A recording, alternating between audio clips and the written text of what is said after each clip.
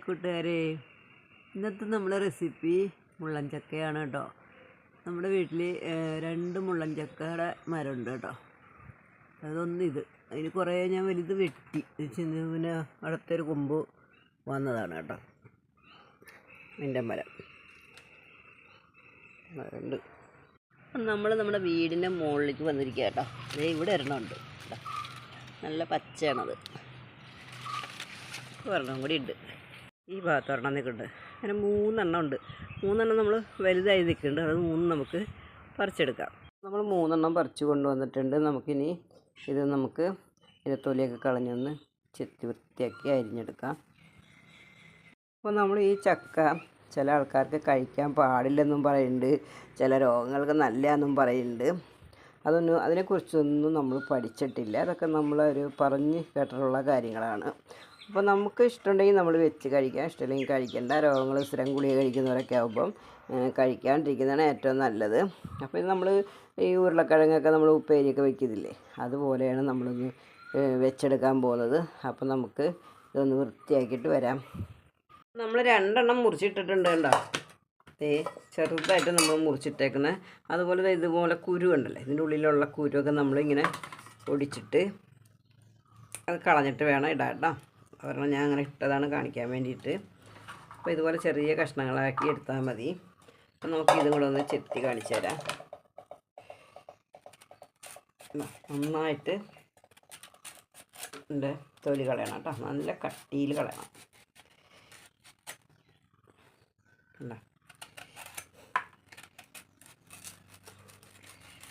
ചക്കനെക്കാട്ടി കട്ടിയാണ് ഇതിൻ്റെ തൊലിക്ക്.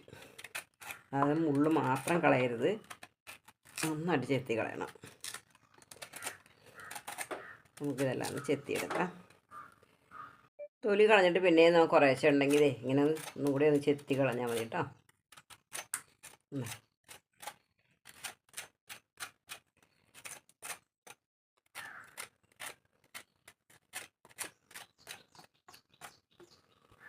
അപ്പം നമുക്കിതൊന്ന് മുറിക്കാം.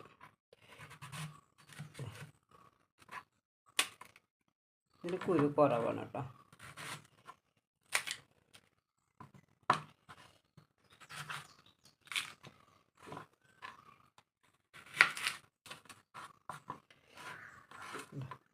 എന്നിട്ട് ഈ ഭാഗം ഇങ്ങനെ കുറച്ച് കളയണം കേട്ടോ.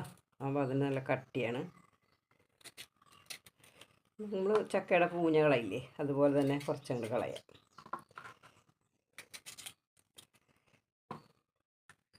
എന്നിട്ട് കുരുവൊക്കെ നമുക്ക് കളയാം. മുറിക്കുമ്പോൾ കളഞ്ഞാലും മതി. ചെറുതായിട്ട് അരിയുമ്പം അതിൻ്റെ ഉള്ളിൽ കുരു ഉണ്ടെങ്കിൽ നമുക്ക് അറിയാൻ പറ്റും.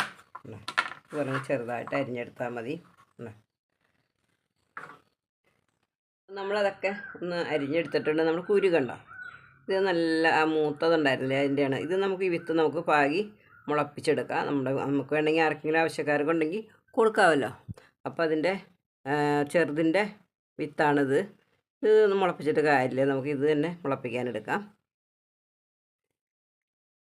എല്ലാം ഒന്ന് അരിഞ്ഞെടുത്തിട്ടുണ്ട്. ഈ ഒരു അളവിലാണ് നമ്മൾ അരിഞ്ഞെടുത്തിട്ടുള്ളത്. വലുതായിട്ട് അരിഞ്ഞിട്ട് അതിൻ്റെ ഉള്ളിലേക്ക് കുരു ഉണ്ടാവും. നമുക്ക് അതുകൊണ്ട് ചെറുതായിട്ട് നമ്മൾ അരിഞ്ഞേക്കുന്നത്. അപ്പോൾ നമ്മൾ ഉരുളക്കിഴങ്ങൊക്കെ ഉപ്പേരി വയ്ക്കാറില്ലേ, അതുപോലെയാണ് നമ്മളിത് വയ്ക്കാൻ പോകുന്നത്. നമുക്ക് ഒന്നും കൂടി ഒന്ന് കഴുകി വൃത്തിയാക്കി എടുത്തിട്ട് നമുക്ക് ഉപ്പേരി വയ്ക്കാം. നമ്മളൊരു ചട്ടി അടുപ്പത്ത് വെച്ച് കൊടുത്തിട്ടുണ്ട്, ഒന്ന് ചൂടാവട്ടെ. അപ്പോൾ നമ്മളിത് അരിഞ്ഞ് വെള്ളം ഒഴിച്ചിട്ടിരിക്കുകയാണ്. അല്ലെങ്കിൽ ഇതിൻ്റെ കളർ മാറാനായിട്ടുള്ള ചാൻസ് ഉണ്ട്. അത് കാരണം നമ്മൾ കുറച്ച് വെള്ളം ഒഴിച്ചിട്ടത്. കുറച്ച് വെളിച്ചെണ്ണ ഒഴിച്ചു കൊടുക്കാം. കുറച്ച് കടുക് ഇട്ട് കൊടുക്കാം. സബോള ചേർത്ത് കൊടുക്കാം.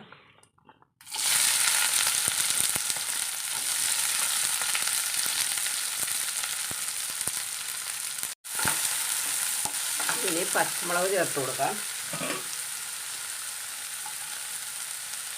ഇഞ്ചി വെളുത്തുള്ളിയും കൂടെ ചതച്ചും കൂടെ നമുക്ക് ചേർത്ത് കൊടുക്കാം. നമുക്ക് കുറച്ച് കറിവേപ്പില ചേർത്ത് കൊടുക്കാം. നമുക്കൊന്ന് വഴറ്റിയെടുക്കാം. അപ്പോൾ നമ്മുടെ സബോളയൊക്കെ ഒന്ന് വഴണ്ടി വന്നിട്ടുണ്ട്. ഇത്രയ്ക്ക് മതി, അധികം ചുവപ്പാവണ്ട കേട്ടോ. ഇത്രയ്ക്ക് മതി. നമുക്കിനി പൊടികൾ ചേർത്ത് കൊടുക്കാം. സാധാരണ മുളക് പൊടിയാണ് ഞാൻ ചേർക്കുന്നത്. ഒരു സ്പൂൺ മുളക് പൊടി ചേർക്കുന്നുണ്ട്.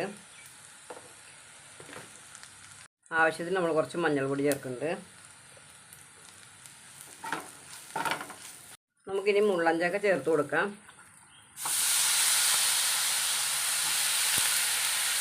നമ്മൾ കഴുകിയിട്ട് നല്ല വെള്ളത്തിലാണ് ഇട്ടിരുന്നത് കേട്ടോ.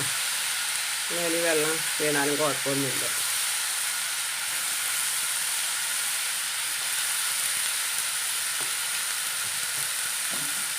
ഒന്ന് മിക്സ് ചെയ്ത് കൊടുക്കാം. കുറച്ച് ഉപ്പ് ചേർത്ത് കൊടുക്കാം. ഇത് നന്നായിട്ടൊന്ന് മിക്സ് ചെയ്ത് കൊടുക്കാം. നമുക്ക് കുറച്ച് വെള്ളം ഒഴിച്ച് കൊടുക്കാം.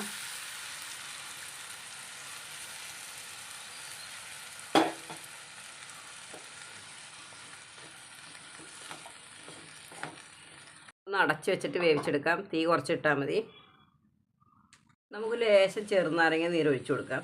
ഇതിനൊരു ചെറുതായിട്ടൊരു മധുരമുണ്ട്. അപ്പോൾ ഒരു ലേശം പുളിയും കൂടെ ആകുമ്പം നല്ല സൂപ്പർ ടേസ്റ്റ് ആവും. കുറച്ച് മതി കേട്ടോ. ഞാൻ ലേശം ഉപ്പ് ചേർത്ത് കൊടുത്തിട്ടുണ്ടായിരുന്നു. ഇത് നമ്മൾ പഴുത്ത് കഴിഞ്ഞാൽ നമുക്ക് ജ്യൂസാക്കി കുടിക്കാം, അല്ലെങ്കിൽ വെറുതെ കഴിക്കാം. എന്ത് വേണമെങ്കിലും നമുക്ക് ചെയ്യാൻ പറ്റിയ ഒന്നാണ് ഈ മുള്ളൻ ചക്ക. വെന്തിട്ടുണ്ട് കേട്ടോ. ശരിക്കും നമ്മൾ ഉപ്പേരി വയ്ക്കുന്ന പോലെ തന്നെ ഉരുളക്കിഴങ്ങ് അതിനെക്കാട്ടി നല്ല ടേസ്റ്റ് ഉണ്ട് കേട്ടോ. അപ്പം വെന്ത് നമ്മൾ അപ്പം നമുക്ക് ഒരെണ്ണടുത്ത് നോക്കാം കേട്ടോ.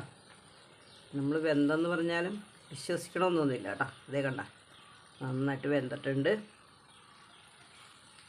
കുറച്ച് ഗരം മസാലപ്പൊടി ഇട്ട് കൊടുക്കാം. കുറച്ചിട്ടാൽ മതി. മിക്സ് ചെയ്ത് കൊടുക്കാം.